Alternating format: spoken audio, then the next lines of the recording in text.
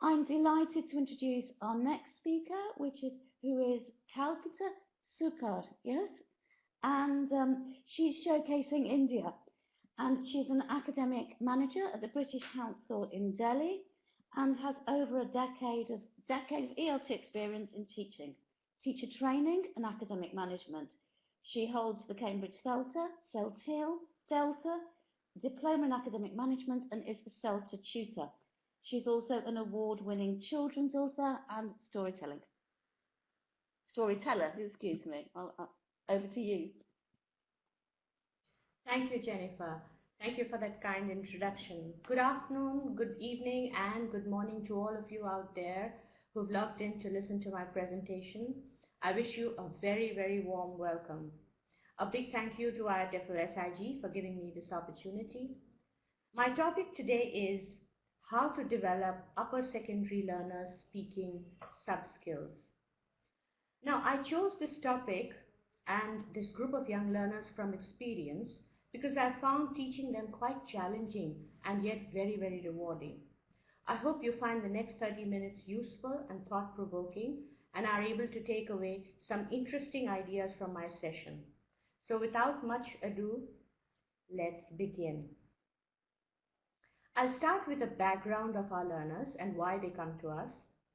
And then we'll look at our approach and how we develop their speaking skills in a little bit of detail. I'll also share some useful techniques that we use in the classroom and then summarize key takeaways. You'll have an opportunity to ask questions at the end. And meanwhile, you can use the chat box if you would like to respond. So who are our learners? Let me give you a snapshot of them. There's Kirti, 15 years old, reads Hindi and English comics, and she enjoys debating with her friends at school. There's Sahil, whose favorite book is the Harry Potter series, and he wants to get admission to a top prestigious college. There's Maria. You can see she loves drama and dressing up, and she speaks Hindi fluently with her friends. And there's Vanshika and Meghna, enjoy listening to Western music, and they dream of sounding like their favorite pop singers one day. All of them, they seek English to communicate and compete in the real world. They all want to be fluent in English, sound confident, and stand out, and generally to be able to communicate better with the outside world. They understand that English is a global language, and particularly in India, English plays a huge role in a person's success. However, they haven't had much exposure to English because of their reading habits, which are limited, and throughout school, they've been used to rote learning. And even though most of our learners are familiar with the digital media, it's mostly limited to social media. So given this background, what do you think are the key challenges for teachers? This is a question for the participants.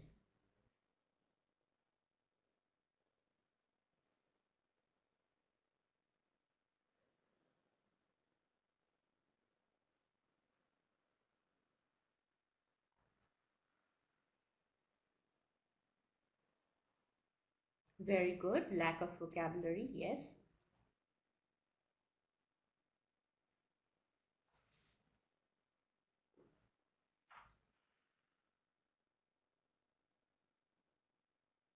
I can see some more people are typing.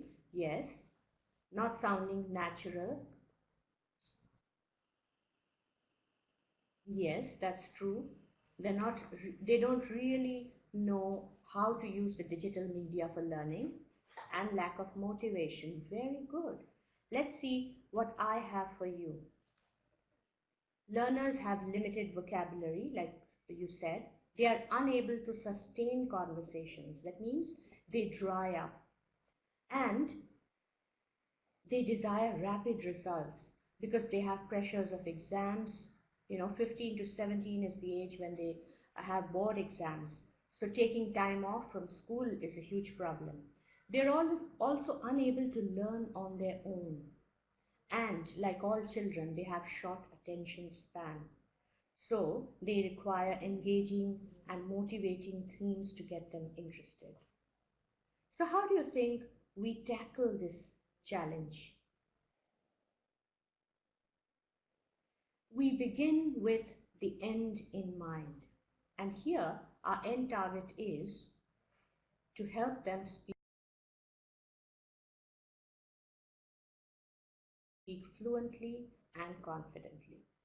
So that's what we saw that every Indian teen desires. So here's our three-pronged approach. We develop oral fluency, we teach them life skills, and we teach them to be independent learners. Now, how we combine all these three to make them speak more effectively, I'll explain in the next few slides by talking about each one separately.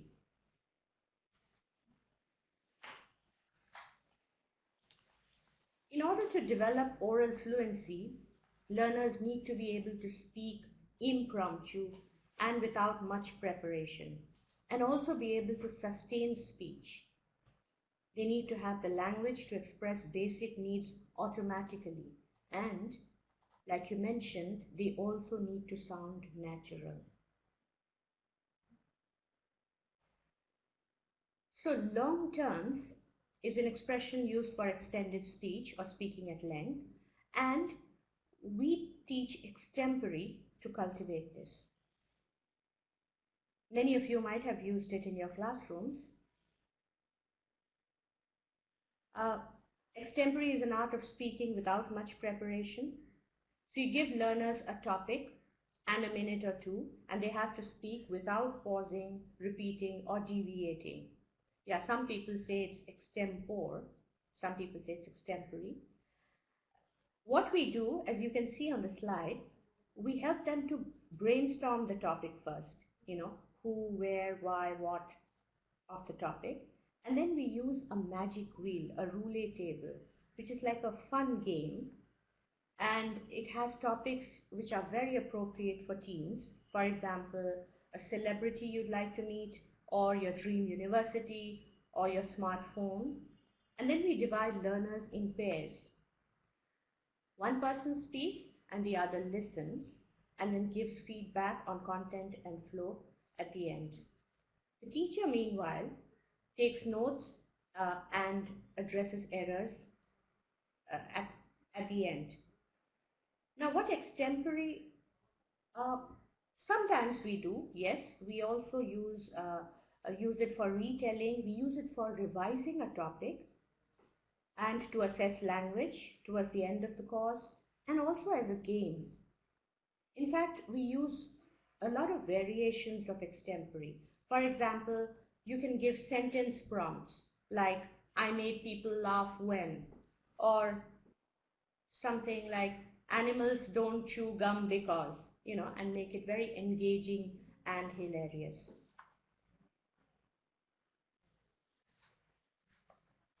This is a great hit with our learners, 15 to 17-year-olds. The next technique is we create learning loops to equip learners with everyday language. Now, the previous presenter, I think David Dodson, was talking about immersive language and everyday language, and that's what I'm going to tell you in detail. That's exactly what we follow in our classrooms. For any classroom task that involves interaction in English, we think of useful language, or what's known as process language, that the student would need to complete the task. And then first we teach it, demonstrate it, and drill it, and then while the task is on, we display it. So here's a question for you again. If you had to choose, would you teach complete sentences or short chunks to build fluency?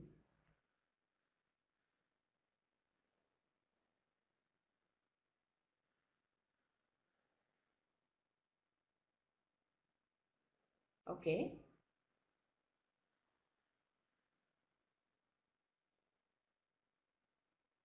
Magdi says short chunks. Hena says short chunks. Exactly, we think alike.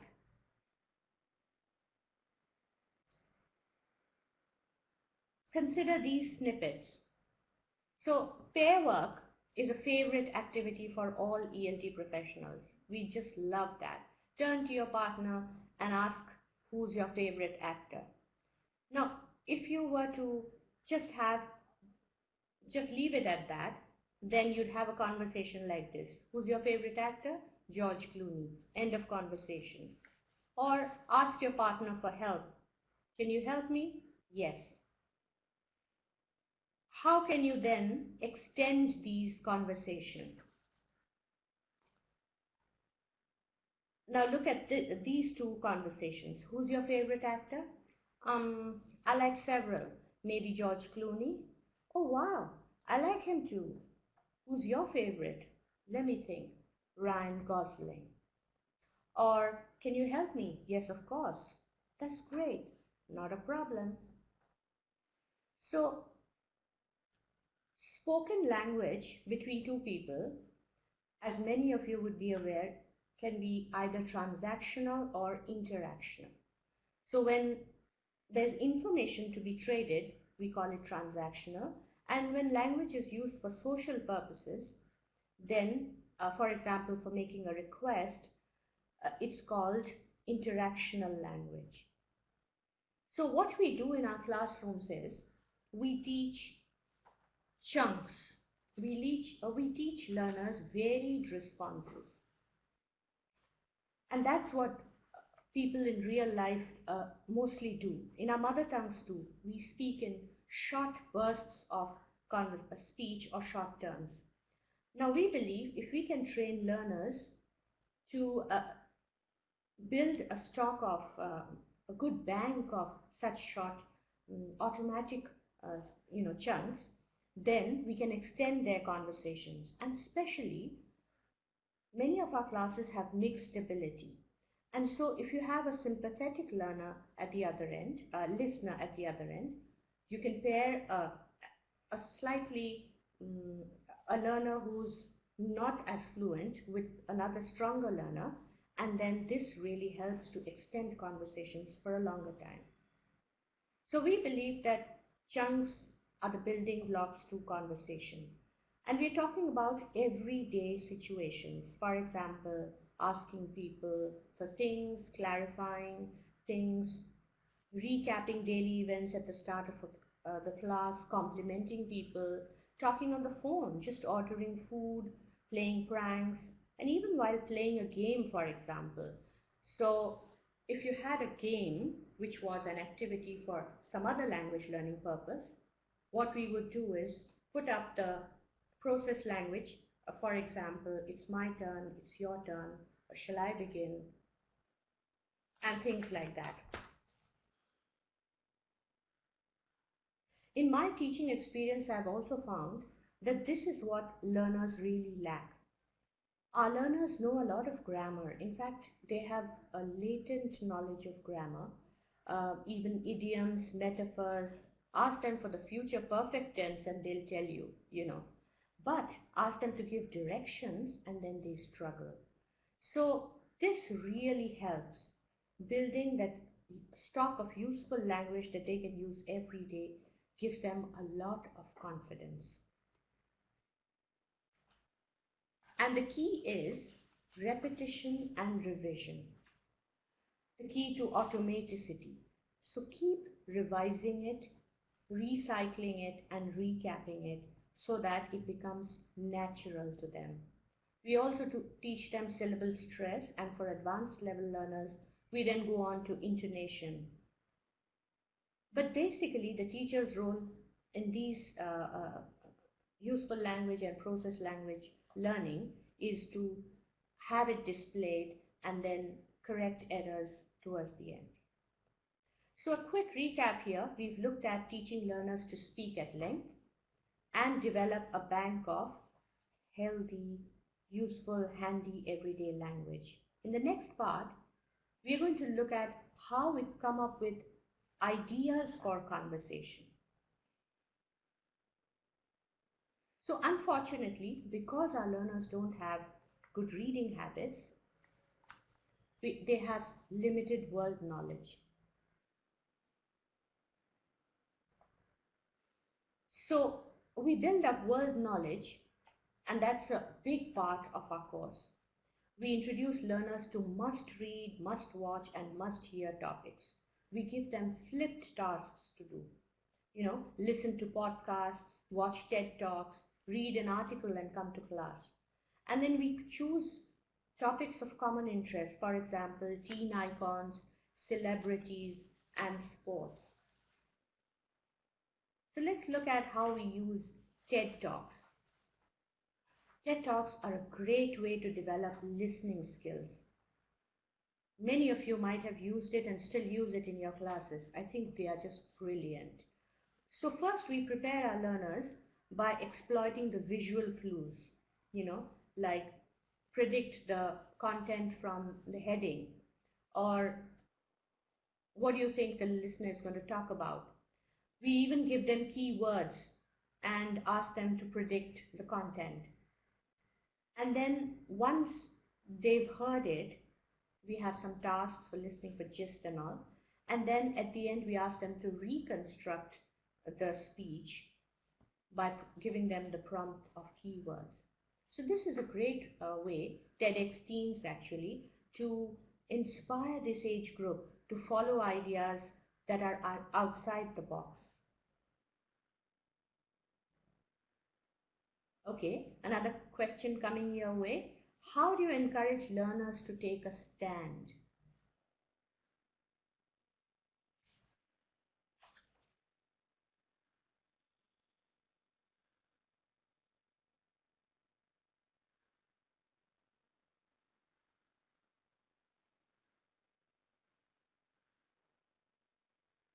Excellent.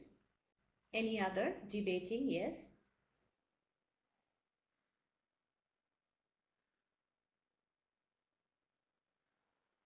Role plays, okay. Very good. Positive reinforcement, thank you. Lovely ideas from you. Being a role model, yes, also. That's interesting actually. What we do is we conduct group discussions. That's one of our core teaching techniques. So in group discussions, we give them a statement, a point of view, and then we set context on the topic. We ask them to take a stand. Do you agree or do you disagree? And then we give them the language that they need to use. So this is called functional language. It could be on agreeing, disagreeing, interrupting, summarizing. And then we tell them it's not enough just to say, I agree or disagree. You've got to back it up with evidence. So we teach them cause and effect language. And we also conduct these group discussions in different ways. So it could be in groups, it could be in smaller groups, either as a larger group in the classroom, or even there's a technique called an onion ring. So where people sit in two concentric circles and then they take turns to give their viewpoints. Another way to generate ideas and help learners to take a stand is through problem solving. These tasks, in fact, are a great hit with us, especially with this age group, 15 to 17. So what we tell them, imagine you're marooned in a deserted island or going on a group holiday, or you're writing to an agony aunt. That really fires them up. And so this encourages creative use of language, by making suggestions and echo. No, I'm not hearing an echo.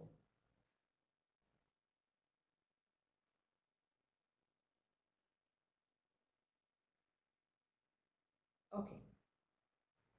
Thank you.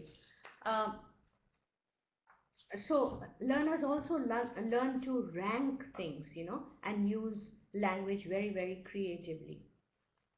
And this is my favorite, the next technique, storytelling. I think storytelling works with whiles of any age group. Sometimes, you know what we do? We think that it's only meant for very young learners or primary learners. But believe me, you try it with upper secondary learners. So we do things like chain storytelling. The teacher gives a sentence or a prompt, and then everybody has to add something. They can include a prefixed word or they can include a picture, and then they make up their own stories and narrate it to one another using language very, very creatively. And there's a lot of language work that can be done around it. For example, with narrative tenses, adverbs of storytelling. So it really lends itself to great language learning and building fluency. And another great trick, if you haven't tried it, you must. It's by experimenting with language and creating jingles for television or radio. What you do is you help learners to play with words. So our learners, because they've mainly used English in school to study all these very hard subjects, they love this new side of English, where they can experiment to, with rhymes and making nice jingles. For example, smile bright and with dazzle sight, or cool, crunchy, cracking cereal, So it just fires them up. And we have a lot of lessons on TV ads, radio ads, and how to make film ads. It's a fun way to teach phonemics also through sound, rhymes, and play of words. And finally, we come to the digital medium. Now we are in the digital century, and the internet, as you know, as you'd agree, has encouraged a dramatic expansion in the variety and creativity of language. It's changed the way we use language through the use of net speak, and with words such as download, offline, bandwidth, they've become like mainstream. And in our classes, what we do, we give them digital tasks to do, and we run digital clubs through which we teach them how to access good resources, learn English resources, and also free apps. British Council has a lot of free apps, and how to use these tools. So what I believe is an audio-visual clip is distinctive in its use of grammar and text and organization, and it also lends itself to models, a language learning models, especially phonological models. So it's a great way to encourage language learning, and especially in their own time. What we need to be careful, of course, and we are very careful, is safe internet practice. So in summary, what we do is we capture speaking situations in the classroom by driving fluency through extensive practice, both with long and short terms. As you saw, extempore and process language. We create ideas, we make lessons lively and engaging for this age group, and we teach life skills basically through interesting topics, problem solving, group discussion, and taking a stand, and then playing with words and being creative. And finally, what we do is we take the language learning out of the classroom so that they can transfer it in their real world. And to make them learners for life, we instill learner autonomy. So it's really very, very rewarding to find that, at the end of the course, learners are using an online dictionary, they're using language learning resources, they're listening to TED Talks, and, keeping up to date with what's happening. It takes time. Of course it takes time, but it works. For us, this is the key to improving fluency in our young learners. And it's time for questions. If you have any, I'd love to take them now.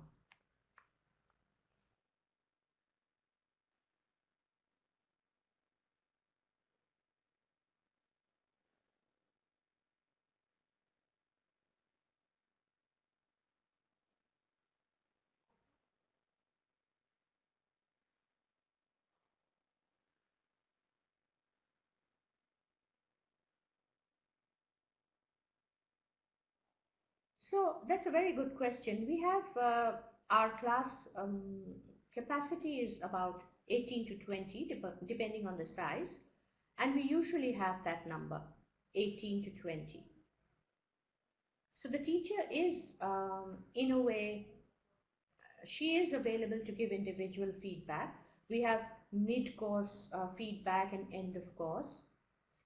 And they're able to build a very healthy rapport amongst the learners and also with the teacher.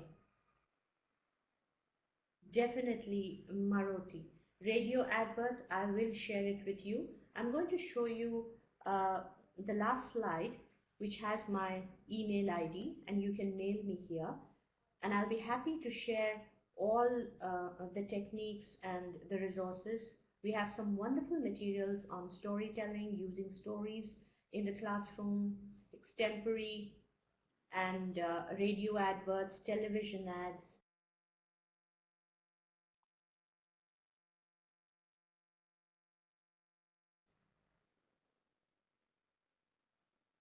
Radio adverts also work in task-based learning classrooms. So it's a great way to encourage motivational language, language used for persuasion.